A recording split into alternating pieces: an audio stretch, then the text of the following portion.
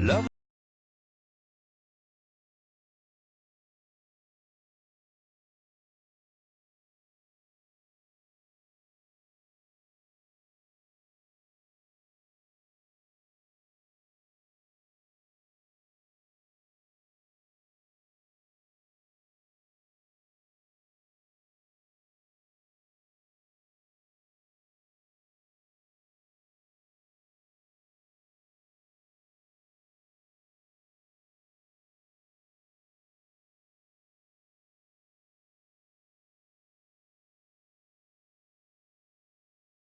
And I get to announce my good brother and my friend, co-worker here at Moraine for many years, Bob Long. He's going to be our speaker this morning. As you know, we're doing a series called Better Together. And the reality is that when it comes to our vision to see Jesus treasured here, there, and everywhere, there's no way better than our missionaries representing us around the world to help see Jesus treasured. And Bob and Debbie right now are in the Philippines. And Bob's going to be sharing a little bit about his ministry here in a few minutes. But also, for those that don't know, most of you really don't need an introduction to Bob and Debbie. Bob was on our staff for many years as our youth pastor, and I used to call him my Google as well. Because anybody that knows Bob, Bob knows everything. So I wouldn't waste my time going to Google, I would just ask Bob. And his lovely bride, half of it. You forgot half of it now, huh, bro? And then his lovely bride, Debbie, has been our office manager for years, so these two have been on the staff. We love you guys, and we're so excited to have you with us today. And I know tonight at 7, people can come back and hear more about your ministry. Say hello to you guys, as there's going to be an ice cream social on the other end of the chapel. So I don't want to take any more of your time. I love you, good brother. Been looking forward to, excited to have you with us today. Thank you.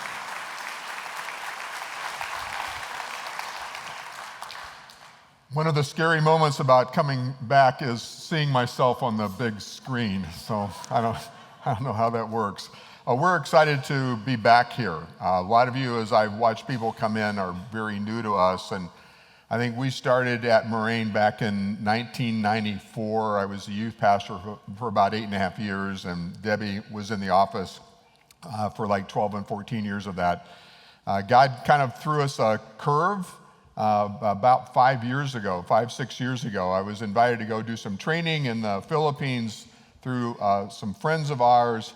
And at the end of the time, one of the guys just happened to say, you know, you heard people say you ought to come back, and you probably think, they're just Filipinos, they're being polite. But he says, you need to pay attention to that.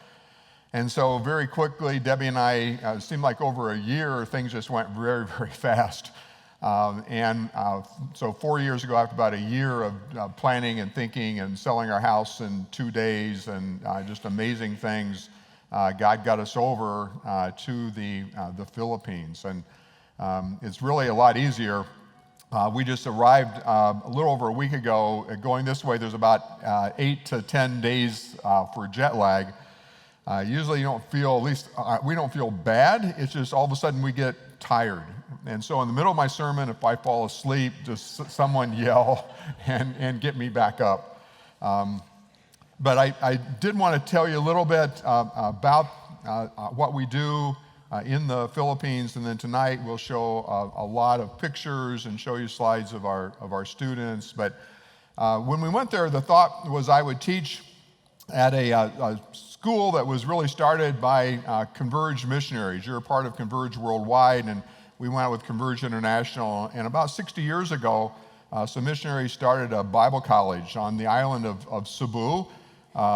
We live in the Metro Cebu area. It's the second largest city in the Philippines.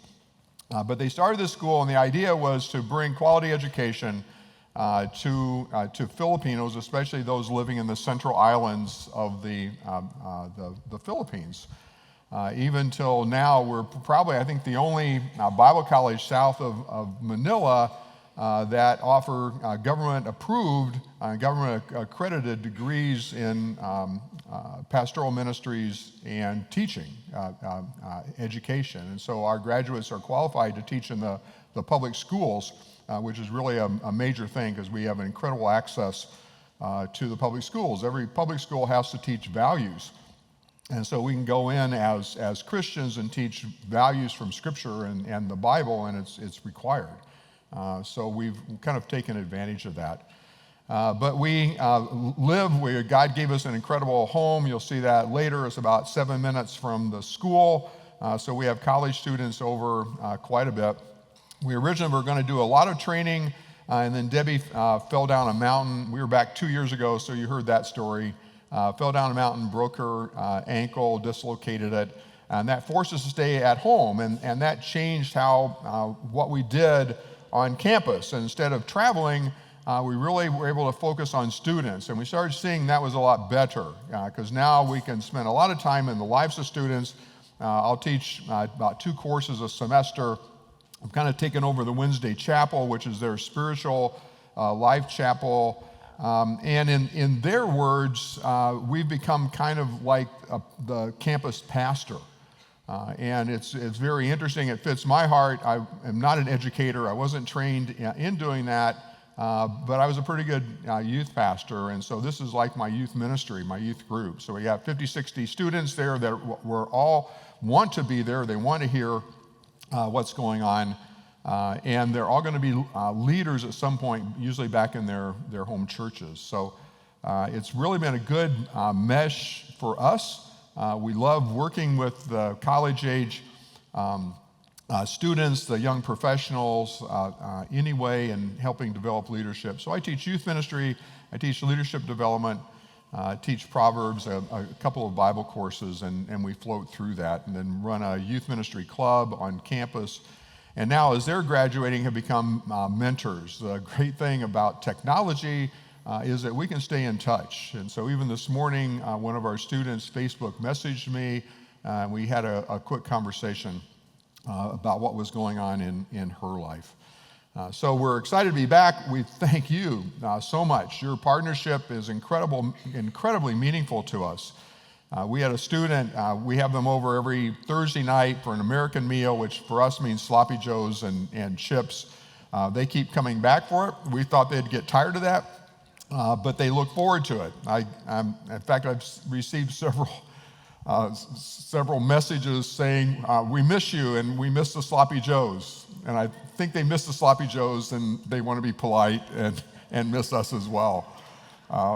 But one of them said something interesting. He says, we understand, we've heard that you and Debbie are independently wealthy and that you have willingly come over, paid to come over to the Philippines. You don't receive anything from the college so that the money can go to Filipino professors so that they can live and they can teach, and you've done all that so you can teach us. And I started laughing, and I'm going, well, number one, some of that's true and some of it's not true. We're not independently wealthy. I was a youth pastor for 40 years. We're at the lower end of the pay scale and everywhere we went. I says, you know what it means to raise support, because a lot of them have had to for summer trips, or many of them will wind up on the mission field in Southeast Asia. And I said, you know what it means to raise support? And they said, yeah. And I says, well, we've got about 11 churches and over 100 individuals that furnish the funds so that we can give you sloppy joes. And so that we can spend time with them. And it's not that we're independently wealthy, but we've got other people that love you and love us and love what we're doing. And you're a part of that. I think we figured out that about 62 or 3% of our support comes out of Moraine, or those that were in Moraine in our youth ministries way back in the day. And so you're an awesome part of our life, and the things that we do over there are an extension of you. And so I guess your theme on Together We're Better is really true, that you can't get into the Philippines. You wouldn't necessarily want to be over there. This is our weather year-round. Except it's not raining. And so we have hot and rainy and hot and dry, but not really cool. I mean, the coolest we've seen is like 73. So you may not want to come to the Philippines, but we love it there. And we enjoy the people, and we're there because of you. So we thank you very much. Let's pray, and then we'll get on to the message. Father, I thank you for this group. I thank you for their love for Debbie and I. I thank for their love for you, for their love to help people on the other side of the world. I thank you for the missionaries that they support. The Hemphills would have the same thoughts from their ministry in Mexico. So I thank you for this church, for their generosity, for their giving.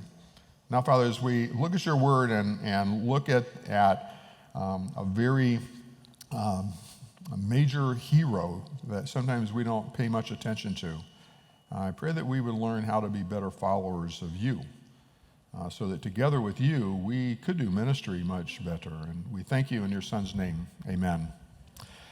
Probably about a year ago, I came across a statement that really grabbed my attention. If you know me very well, I tend to, there are thoughts or ideas that will grab me, and I'll think about them for a long time and try and process how this could happen within ministry. But the statement was this: are your dreams greater than your memories? Are your dreams greater than your memories? That's one of the problems with being old. With old age, I've found is we tend to live in the past and we stop dreaming. We think for some reason God is finished with us. And we got into an age, we've heard this message a lot: you're retired, you're done. The church, you're done. And we tend to believe that. And so we quit dreaming, and we think that those things that we thought maybe God was going to do, he's finished and he's done. And so the future becomes rather frightening to us. It's kind of a scary thing. It's a fearful thing.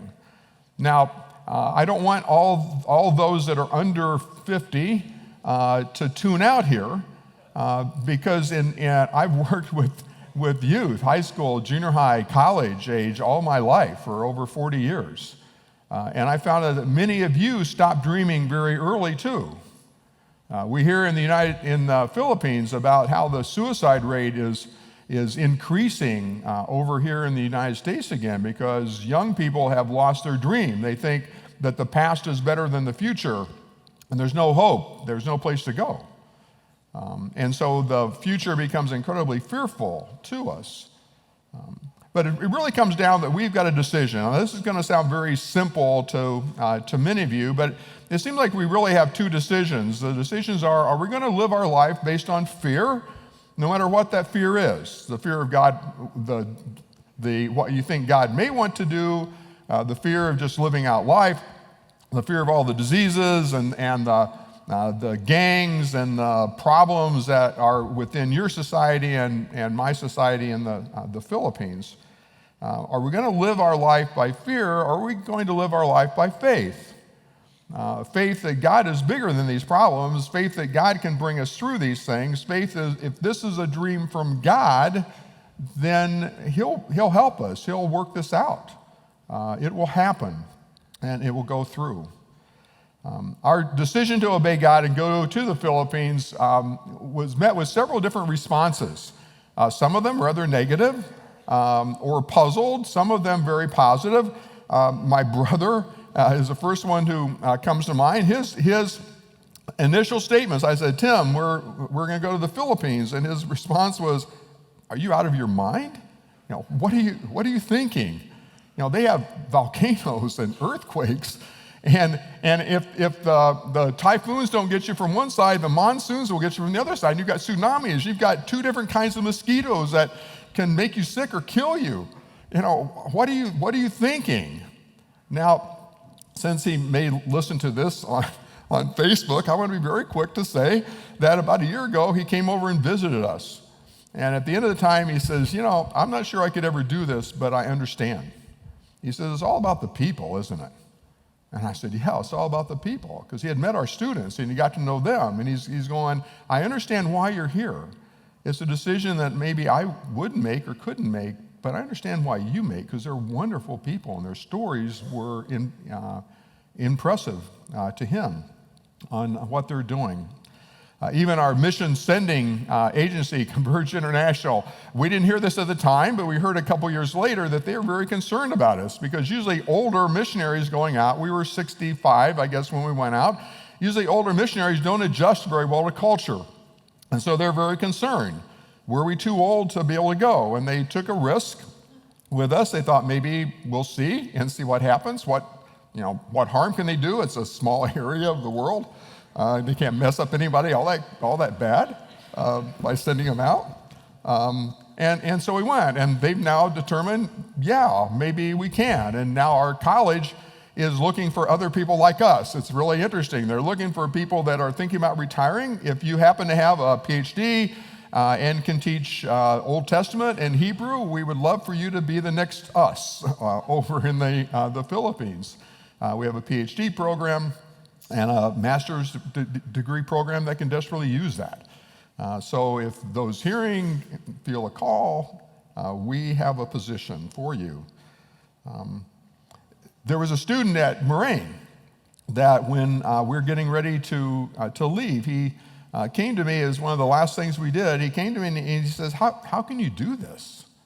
Now, he wasn't saying it negative. I think he was really serious. How can you leave everything over here and go somewhere? And so that was a positive one. It got me seeing that people are listening and they're watching. And then another young man who I'd known for a long, long time, had been in our ministry, and we had served with each other, said some things that really grabbed me, and I remembered it since then. And it's kind of like, he says, Bob, you continue to be a constant challenge to me. He says, I've been around too many old people in churches that just seem to quit. But I don't want that, and I want God to still use me when I get into my older ages, but I'm not seeing models of that, and yet here you come along and you still are modeling that. And what it taught me is that people look at your lives, and if you're going to follow and obey God in your life, people are going to look at you. They're going to look at you when you don't follow God in your life, and they're going to see how you model that. So you kind of have your choice what you want to do. Do you want to be a good model, or do you want to be a poor model? And there's enough of those out there. And so it amazed me and probably reminded me, as being in youth ministry, that those that are younger will watch and they see. And whether you're a 16-year-old and you have a 12-year-old who's watching you and seeing how you live out your life, or you're a 20-year-old and a 16-year-old is doing that, or you're an 80-year-old and a 50 or 60-year-old or a 30-year-old is watching to see how you handle life. And is God still going to use you? And is God still there? And is God still active? They will know at their age they can be used by God and God can do great things, but is that still going to happen when they're 40 and 50 and 60 and 70 and 80?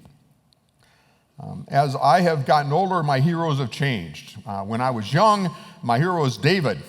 David slayed the giant. I thought it was pretty cool. I practiced with slingshots. I never could hit anything very well, damaged some things. But I thought that would be really cool to really care and defeat giants. And then as I got older, and in high school and college especially, Paul kind of became my model of someone who was highly educated and very intelligent and got the best training and education that he could, and then made a huge impact on the church. I thought Paul was really good. Then as I got older, I started seeing that many times things came out of my mouth without going through my brain. And I started liking Peter, because Peter was kind of the guy that just said whatever came to his mind, no matter how crazy or foolish it was, but he also got it right many times as well. And I'm thinking, Peter's kind of my guy. And then as I got older, Caleb kind of became the person that really intrigued me. And so Caleb's going to be who we look at today. We're going to look at his life, and because I think all of us need models at whatever stage of life we're at. And Caleb became a good role model, but as I got in farther into this, I realized this message isn't for those of us that are old, but Caleb didn't become Caleb when he was the age that we think he was. But he became who he was when he was very much younger. And so this message isn't just for those of you that are old. I'm not here to make you feel guilty, but they're for all of you, all of us who want to follow our God wholeheartedly. So we're going to look at Caleb. I ran across a message by a guy named Brad Shockley. I have no idea who he was, but he outlined a message on Caleb using 4 R's. And I really like the 4 R's, so I stole the 4 R's from him and put my own stuff in between. But it is a really good way of putting together this passage. So we are in Joshua 14. So if you have Bibles or if you have smartphones or tablets, go to Numbers 14. We'll be looking at the NIV. For those of you that may have multi versions on your device. So Joshua 14, and we'll start in verse 6. So Joshua 14:6 says, "Now the people of Judah approached Joshua at Gilgal, and Caleb the son of Jephunneh the Kenizzite said to him, 'You know what the Lord said to Moses, the man of God, at Kadesh Barnea about me and you. I was 40 years old when Moses, the servant of the Lord, sent me from Kadesh Barnea to explore the land, and I brought him back a report according to my convictions.'" Now let me stop here before we go on. I don't want to assume that you understand the background to this story. I think you have bits and pieces of it, so let me just review so that you understand where we are in the history of Israel.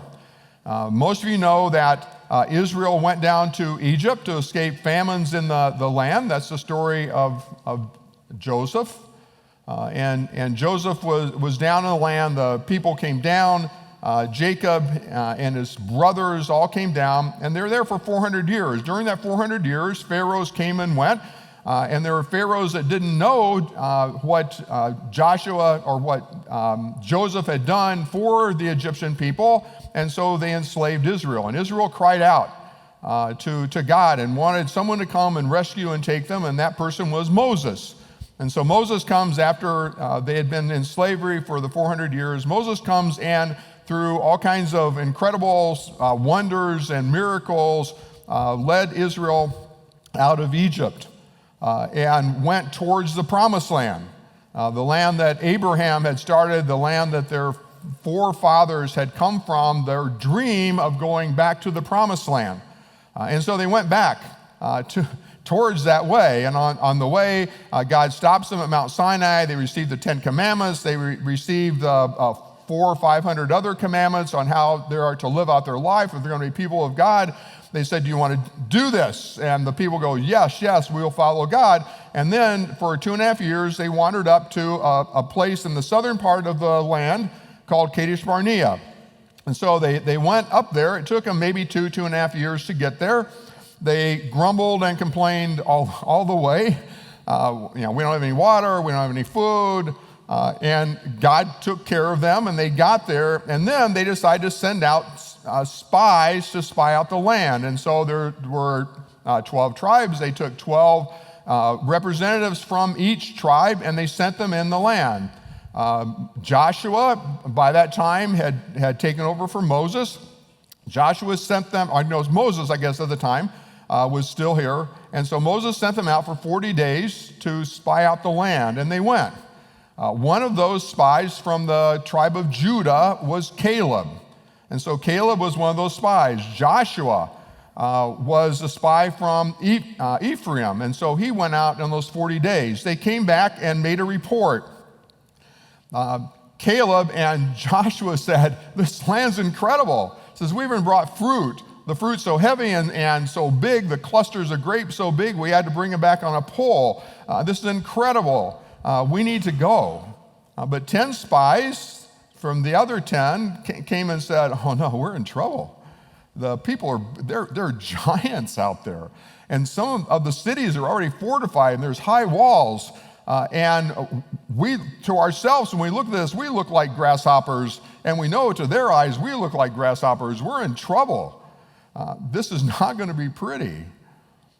And so the people say, "Yeah, let's follow Caleb and Joshua. Let's go after this." No, they go, Moses, why have you done this to us? Why did we come here? We could have died in Egypt. Why did we come all this way? And they get very angry with Caleb and with Joshua and with Moses. And so they move to kill them. And they're going to stone them. We're going to stone these three guys, and God shows up, and he punishes them, and he says, you haven't listened to the right people, and he sentences them to 40 years of wandering around in the wilderness until everybody over 20 dies. And so that's what happens. So at the end of that 40 years, this scene happens. Okay, so it's been 40 years. They've actually entered the land before then, and they spent experts say between 3 to 5 years of conquering some of the land. And so some of the big cities have been conquered. There's still some left. They assemble, and they are going to assign where people are going to live, and that's where we're at in this place. And so the R for this one is that Caleb remembers. So we just looked at verse 6 and 7. Let's go on to the next slide and look at verse 8. It says, but my fellow Israelites who went up with me made the hearts of people melt in fear. I, however, followed the Lord my God wholeheartedly. So on that day Moses swore to me, the land on which your feet have walked will be your inheritance and that of your children forever, because you have followed the Lord my God wholeheartedly. Now, in some ways, this seems very arrogant. I mean, if one of you were talking to someone else and said, I follow God wholeheartedly, we would think, wow, a little prideful. What's going on here? Who does he think he is, or who does she think she is? To be feeling this way. And sometimes we don't talk in terms of this thing, but I want you we'll go to the next slide, because it's kind of interesting. In Numbers 14:24, this is what God says. Now, pay attention. It says, God replied. So these are God's words that are being spoken. And God replied, because my servant Caleb has a different spirit and follows me wholeheartedly, I will bring him into the land he went to, and his descendants will inherit it. God said this about Caleb. Now, we sang it in a song earlier. I'm not going to spend a lot of time with this because I know this church talks a lot about our identity in Christ, and everything that we have comes because of our identity in Christ, and we need to listen to what God says about us. But this wasn't how Caleb felt about himself. This is how God felt about Caleb. And Caleb had chosen to take God's identity of who he was.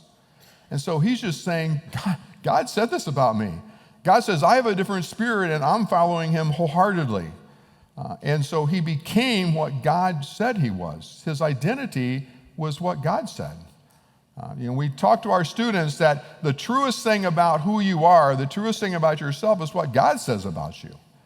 And you need to listen to God, because there's so many other voices that are telling you something different. Some of them are in your own head that are telling you that you are something different than what God is saying about you. And Caleb knew what God had said. And therefore, this promise that this part of the land was going to be his was a promise from God. It just wasn't something as Caleb was wandering through the land as he was spying, saying, oh, this hillside, these hills look really good. They look really beautiful. I need to go there. This was God's promise that this is going to be theirs. This is going to be his. And so he claimed it. So I want us to think through this just quickly. When did Caleb then develop this spirit? Many times we'll go, oh, Caleb, he's the hero, he's the model of old people, because he was 85 when he went and conquered and took this part of the land. But it was 45 years before. It was when he was 40 years old that God said, Caleb's got a different spirit, because Caleb wholeheartedly follows me. And it was 40 years before this, 45 years before this episode, when Caleb was 40, that Israel had already, or that Judah had already seen something in his life and had made him their key spy. They trusted him enough that Judah said, we want you to be our representative because we trust you. So somewhere, Caleb didn't become Caleb when he was 85. Caleb became Caleb when he was 20, 30, 15. We don't change much many times over our lifetime. We don't suddenly become things that we're not. Fortunately, God changes our life and he does incredible things and makes us more like him, which helps enormously, obviously. But Caleb didn't become this person who wanted to follow God and his commandments wholeheartedly when he was 85. It was at least when he was 40 and probably before that. And so we need to pay attention that we just don't become these things overnight. We grow into it. Now, we only have 30 verses in all of Scripture that are about Caleb. And yet 6 times in those 30 verses, it says that he was a man who wholeheartedly followed God or wholly followed God, or the New Evangelical Translation said was loyal to God. 6 times in the 30 verses. And so as one person has said, the secret of Caleb's success is not a secret. He wholeheartedly followed God.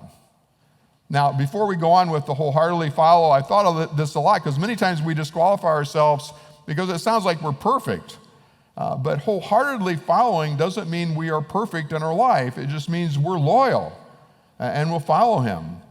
David was called a person who wholeheartedly followed God, and we know the sins that David did. And so we don't have to be perfect to wholeheartedly follow God. We just need to be obedient, and we need to be loyal. And we need to say, yes, I'm going to follow God. And, God, thank you for forgiving me as I do this imperfectly, but this is my heart. This is what I want to do. I want to follow you, and I want to do the things that you want me to do. And so that's the wholeheartedness. Okay, so the first R is he remembers. The second R is in verses 10 and 11, and that's that he reflects. So in verse 10 it says, now then, just as the Lord promised, he's kept me alive for 45 years since the time he said to Moses while Israel moved about in the wilderness. So here I am today, 85 years old. I am still as strong today as the day Moses sent me out. I'm just as vigorous to go out to battle now as I was then. Now, some have said that there's 2 miracles going on here. One was the miracle of keeping Caleb alive. The other is he kept the same strength. Now, a lot of you are getting older, and as you get older, it's amazing the pains. I used to get out of a chair a lot quicker than I just did this morning. I'm slow because I don't want to pull anything. I need to be careful. Some of you know I've had some eye problems, 3 surgeries on my eye. When I leave, this light's a glare. I'm hoping to find the stairs, and I'll find the stairs. They'll be okay. This wasn't the case when I'm younger. The amazing thing was in that 45 years, Caleb was still strong, and he was still hardy, and he was ready to go. God was truly with him during this time. So he's kind of saying, hey, don't feel sorry for me. It's been a 45-year wait, so don't feel sorry because I don't feel sorry for me. He's kind of saying, don't let my age fool you. The Lord's with me. The Lord has done this, and I can do this, and we can do this together. A man named David Jeremiah has a good message on this. It was spoken, I think, at the Moody Pastors Conference several years ago, and I listened to it. I disagree just a little bit. He said that summarize Caleb's life at 85, you could summarize it in 3 words, desert, death, and discouragement. But Caleb, for some reason, wasn't discouraged. For 45 years, he watched his generation die. I mean, for 45 years, they were burying people in the wilderness. And he was seeing this happen, and yet that didn't discourage him. He was still wanting God's promise as he reflected through. So Caleb remembers, he reflects. The 4th one then is Caleb requests. Verse 12. Now give me this hill country that the Lord promised me that day. You yourself heard then that the Anakites were there, and their cities were large and fortified. But the Lord helping me, I will drive them out, just as he said. Now, if you remember what I said at the first, Caleb goes back, and the very arguments that were used by the other 10 spies of why they shouldn't go into the land were the reasons that Caleb wanted this hill country. The Anakites were famous for being giants. They were very large people. They think Goliath and his brothers may have come out of that grouping. But they were known to be very fierce and very large warriors, and everybody was afraid of them. The cities that he was going to, the city he wanted, Hebron, and some of those others were already fortified. They were old cities. And so Caleb says, all those places that were supposedly challenges that we couldn't go, I want those challenges. I want to go to those places because that's what I was promised. But notice it wasn't on his own. It was the Lord helping me. I will drive them out, just as he said. So it wasn't a trust that this is my dream and I'm going to pull this off myself. It was, this is my dream and God's dream. God gave me this dream. God gave me this desire. And I've been seeing this happen, and I've been waiting for a long time. But with God, I can do this. We can do this. This amazes me about Caleb. He waited 45 years for his dream to come true. We have trouble waiting a day or two for God. We pray and it's like, God, heal me. And then the next day, God, you didn't heal me. What's going on? God, we've got this mission we want to do. We got somebody we want to reach. We have a loved one in our family that we'd love to see come to you. And then you keep, it's an hour, it's 2 days, it's 5 days. Caleb waited 45 years for his dream, and he didn't get discouraged. Now, maybe it helped that he was told it was going to be, 40 years until everybody died off. Maybe he had one of those countdown apps on his smartphone, and he was watching the days, break down. I don't know. I've got on my smartphone how many days it is till we go back to the Philippines. While we enjoy being here in the U.S., I want to get back. I miss our students, and so I know it's like 90 some odd days until we go back. So in some ways, I got 90 some odd days to really enjoy everyone here and the place here, but I want to go back. Obviously, Caleb didn't have a smartphone at that time, but did he check off things? Was he ready to go? Was he going, we're getting closer and closer? He waited for his dream, and many times we give up way too soon. I remember when I was in high school and college, 2 different times, same missionary speaker came through churches I was in, 2 different churches. He was a medical doctor in India, and he gave an incredible challenge to us. I remember standing and saying, God, I'll be a missionary. If you want me to go, I'll go. And then nothing worked out. Everything shut down. It just didn't work. And then 5 years ago, it's kind of like, okay, remember that decision you made in high school back in the 60s? Okay, it's time. Here we go. And it's like, well, you waited an awful long time. I've often thought as we've really fallen in love with the students, and I see some of the older faculty. There was a missionary that was there for 32 years, I think, at the school, 37 years in the Philippines, and I look back at the relationships that he had, and in some ways I'm jealous. Some ways I wish we hadn't waited for so long. And then it hit me that I wasn't the person that they needed those years ago. I didn't have the youth ministry. I was a consultant for 12 years after leaving the youth ministry here, and worked with youth pastors and lay leaders on helping them be better. The things that I learned during those times was what God wanted in those 4 years and more. So I wasn't ready. The Philippines weren't ready for me. I wasn't ready. And many times these things that seem like a delay to us is because we're not ready to do what he wants us to do, and he's getting us ready. And so what seems like a frustration or a problem is really his preparation to do what he wants us to do and to fulfill the dream that he has given us. Caleb was a hero. I mean, he and Joshua, they're the only ones left from that generation, and they're the ones that chose to follow God. He could have done anything he wanted. He could have had a farm and sat around and grow crops and flowers and just kind of enjoy life. There was a high degree of respect for the older people in that community, and yet he chose not to do that, but to get involved, to not just stop, but to see God still continue to use him. So he remembers, he reflects, he requests, and then finally he receives. Verse 13 and 14, and Joshua blessed Caleb, son of Jephunneh, and gave him Hebron as his inheritance. So Hebron has belonged to Caleb, son of Jephunneh, and the Kenizzite ever since, because he followed the Lord, the God of Israel, wholeheartedly. He got Hebron. Now, what was so special about Hebron? This is what was special about Hebron. If you remember the story of Abraham, Abraham was called from his home up in Ur, up in the Middle Eastern area, probably where Iraq, Iran are now, came into what was going to be the promised land. He wandered for years and years. His wife, Sarah, finally dies, and he wants to bury her.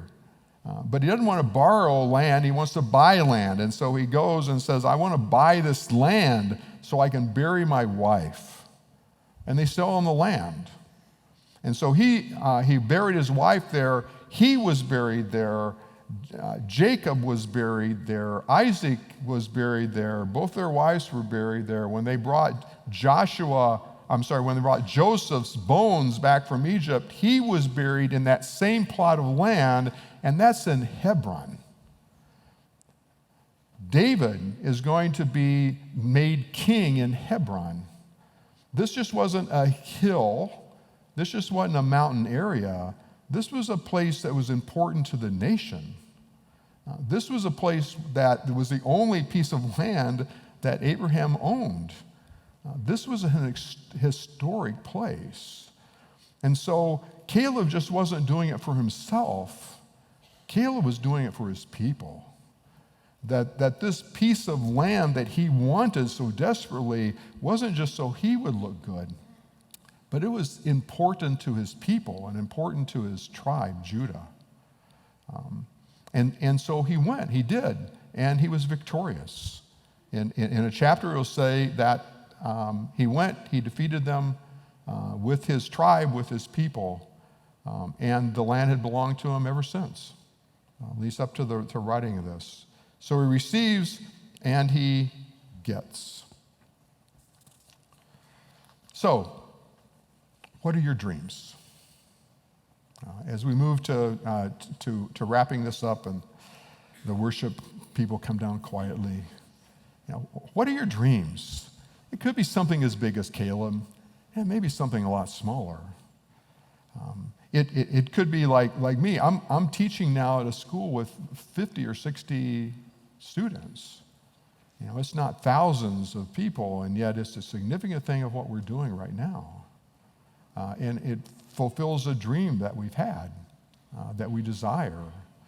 Enough so that when we went, it was originally 4 years, and we told you, hey, we're making a 4-year commitment. We figure we can make this. We'll turn 70. Now we've already been invited by the school. You can come back for as long as you want. We want you to come, and we're saying we want to come back for as long as we can. And so since we're kind of taking the Pastor Clem look on, no one retires in Christian service, we will retire over there, spending out our days as long as we can, because even if I can't teach, I can mentor. And so we're hoping that in God's will, we'll be able to stay there for many years to come. So is your dream big or is it small? And it may be a step to a bigger dream. The Philippines was not on my bucket list even 6-7 years ago. It was maybe a promise to a friend that, let's go over and do a training thing. This wasn't something I dreamed about for a long time. I dreamed about being the world's oldest living youth pastor. I dreamed about impacting people that were working with youth. This is my dream. I wanted to coach and mentor people that were going to reach the next generation. To reach the next generation, it was Psalm 71:18. Even though I'm old and gray, don't forsake me, O God, till I declare your power to the next generation, your might to all who are to come. Those were my dreams. that God would so use me in this. And then he takes us to the Philippines. I'm actually out of the U.S., so I may be the world's oldest, at least within the U.S. and the Philippines. But God will move the dreams to where he wants your dreams to be. But honestly, sometimes our dreams are very self-centered. And those aren't God's dreams. There's no promise that if a dream is self-focused or self-oriented, that those dreams are necessarily going to be answered. God's dreams usually have somebody else's name attached to it. God's dreams are us serving his people, serving other people. I think that's where this fits into your better together type of idea, because the fact of the matter is that Caleb wouldn't have done what he did without God. So there was a partnership, but he wouldn't have been able to, as an 85-year-old, he wasn't going to go in there. No one was going to go in there individually and take that hill country. He needed his tribe. He needed Benjamin to go with him. For you to accomplish a God-sized dream, you need God. And it needs to be God's dream, but you need each other. You need other people that will walk alongside of you and will help you and will encourage you when you're down and will strengthen you and will give you the resources or the ideas or the help that you don't have that you need to be able to reach this dream. So if it seems to take too long, it's not too long for God. You just need to be patient. So we just need to keep following God, even when it seems like sometimes we're going on detours, because sometimes the detours are giving us the help we need when we finally get to the dream. And we need to realize that people watch our lives more than we think they watch their lives. And so your continued wholehearted devotion to God is just not good for you. It's good for the people that are watching you, that are following in your footsteps, that want to follow Jesus and are looking for a way to do that. So this brings us to communion. As the elements are going to be passed very soon here, I want you to think about two different ideas and two different thoughts. So what's keeping you from wholeheartedly following Jesus?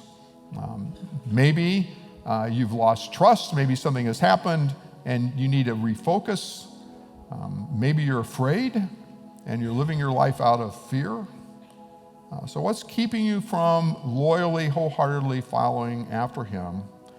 And then especially as we think through his death on the cross and the resurrection to life, what has Jesus done for you or in your life that motivates you to follow him? The fact of the matter is, some students will say, thank you so much for all the sacrifices that you've done to come over here. And we'll go, you realize we live in a town of 3 million people and there's a Starbucks 5 miles from me, or 5 minutes. I mean, a 5-minute walk to a Starbucks. I says, our biggest sacrifice is we have the heat and we have ants. We can't get rid of the ants. And that's not to minimize, but somehow it seems like what seems like such a big sacrifice to other people is when you're in it, it doesn't seem like that big of a sacrifice. It just seems like the smartest thing you could have done. So what has Jesus done for you? What has Jesus done in your life that would motivate you to wholeheartedly follow him?